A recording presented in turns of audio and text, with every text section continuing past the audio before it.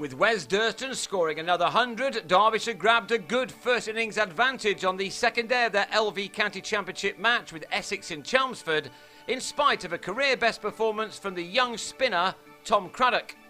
The second division table toppers began the morning on 37 for 145 runs behind, after they dismissed Essex for 182 on the first day.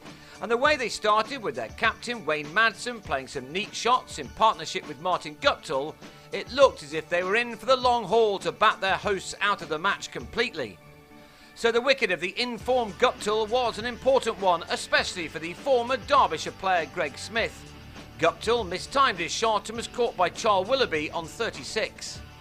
Derbyshire were still able to bring up their 100 with only 2 men out. It came when Madsen ducked into a short ball from Tymel Mills and picked up 4 head-byes. Durston seems to really be enjoying himself this summer.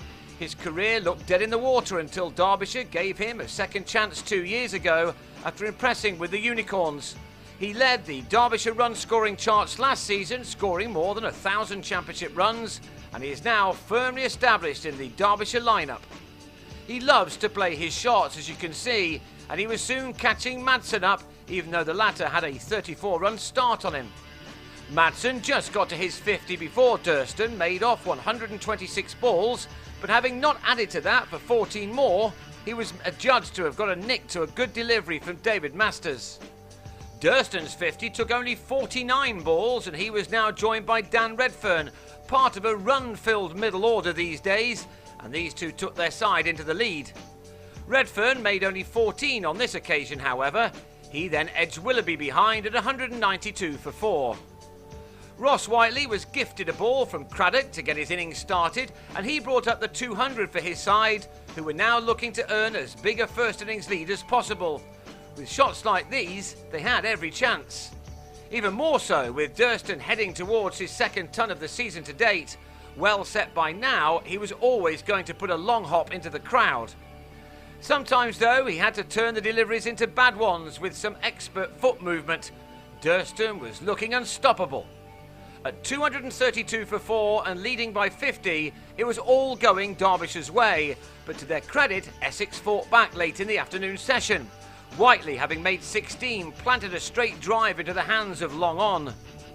Durston, on the other hand, was not going to be denied, and he went to a superb 100 with a 2 off Tom Wesley. It really was just what the doctor had ordered. In 110 balls, he'd taken the game away from Essex at this stage. 8 4s and 2 6s had been struck in what was another imposing innings from the former Somerset man.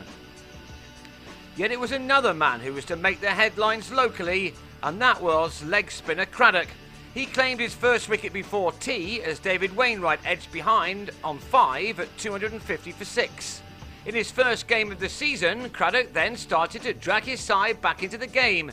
He had John Clare very well held at slip by diving Alvaro Peterson, and then he got the big wicket of Durston, who top-edged a sweep to deep backward square. Durston was out for an exceptional 116.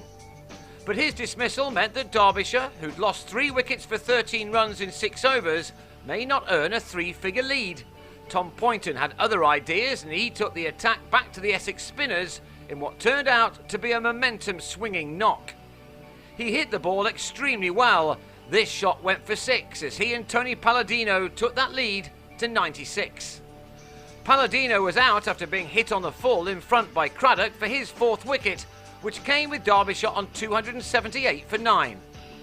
Derbyshire are not top of the second division table for no reason, and knowing the importance of a big first innings lead, Poynton and Tim Groenewald added a crucial 45 for the last wicket.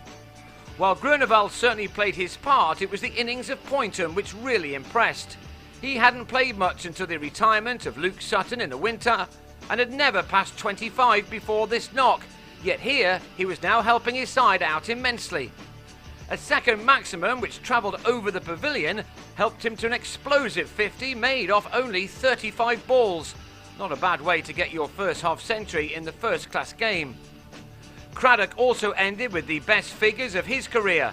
The wicket of Groenewald, stumped by James Foster for 14, gave the leggy his first 5-wicket haul to end with figures of 5 for 96. With Poynton left unbeaten on 50, Derbyshire were all out for 323 to lead by 141, and that even looked as if it may be a match-winning one as Gruneval then took 2 wickets in his first 2 overs. Peterson edged to slip, and Wesley followed suit to leave Essex reeling on 3 for 2 and even facing a possible innings defeat. Thankfully for them, Owe Shah and Mark Patini steadied the ship before stumps were drawn to keep their side alive. They survived the last hour of the day to take their team to 46 for 2 to go into day 3 now trailing by 95, knowing that they could still turn this game around. To do that, they'll need Shah on 26 and Patini on 17 to keep going for a while yet.